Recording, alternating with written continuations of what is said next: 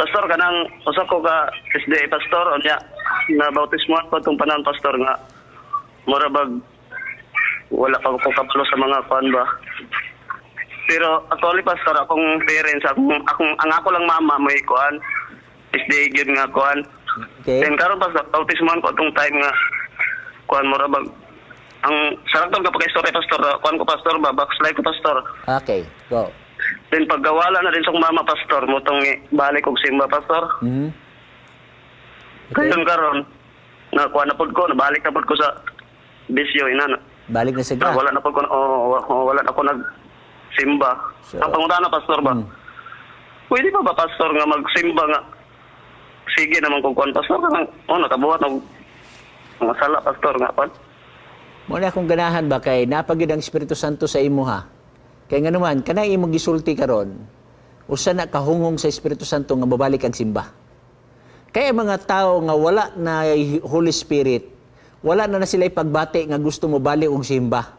Karon kay nangutana ka sa ako nga pwede pa ba mo balik simba or kinahanglan pa ba unsa ba imong mga adjective nga gamiton? Kinahanglan kayo kang Espiritu Santo mo'y nagtukbod na nimo karon. Kay kanang punto ha igsoon, dili ka makasulti ana kung ang Espiritu Santo gibiyaan na ka. Okay? Kaya nga naman, ang kana magong pagpaminaw sa pulong sa Dios, mao man ang mohatag kanimo og signal. Okay? O ang imong nga mga kahangawa nga gusto ka nga diin na, for example, kining dinhi sa Buhat 10:17. Busa ang pagtuo magaabot gikan sa madungog, o ang madungog magaabot pinaagi sa pagwali mahitungod kang Kristo. Karon kay naa kay nadungog o naa kay pagbati sa imong nadungog o katong imong nadungog bisag dugay na tong panahon o ang balang espiritu magpahinumdom nimo katong mga butang nga imong nadungog o karon na konsensya na ka balik og simba. Kay sultihan ta ka dili ka kalabaw sa sala ni David. Okay? Ang sala ni David perting daghana sa iyang gipatay.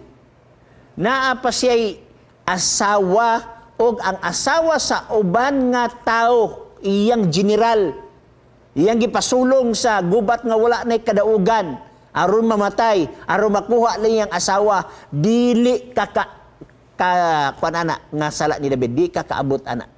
Pero si David, nag-ingon si David, labi na din sa Salmo 51, no? Lipay man sa na igsuon kung nagbati ka ana bitaw nga mga punto aron usab nga napatala hunghong sa balaang espiritu nga ay actually ang balang espiritu alang sa mga tao nga wala na nagsimba bationg gani kag kamingaw bationg kani ka o gitawag nga mga punto ni ana balik gigag simba. Okay? For example, nag-ingon din sa 51 versikulo 10 ug 11 sa Salmo.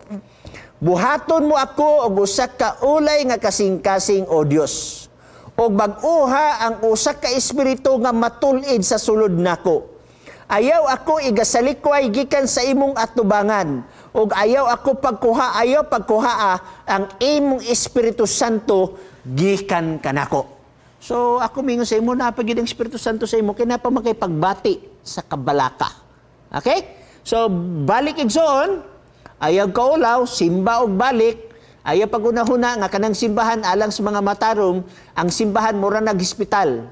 Diha sa hospital igsoon na espirituhanon nga tibihon, espirituhanon nga giubo, cancer, espirituhanon nga dengue, espirituhanon nga pneumonia. Ang uban sad naigo sa pusil, no? Klaro ang igo sa ulos bala, espirituhanon nga naigo sa ulo. Unya nay uban di igsuon og tanan no wa exemption nga naigo sa pusil pero gisininaan lang og mga gwapong nga sinina. Okay? So ayag kaula mo simba ka kay kanang simbahan alang nas makasasala dili na alang sa mga tarong kay walay matarong nining kalibutan wala bisag isa. Roma Kapitulo 3 og naingon pagid si Pablo ang tanan nakasala og nakabsan sa himaya sa Dios Roma 3:23. So ayaw kaulaw balik og simba. Okay? Okay, salamat pastor. Daghang salamat usab sa imong pagpangutana gikan ni Abel Dayham. Okay?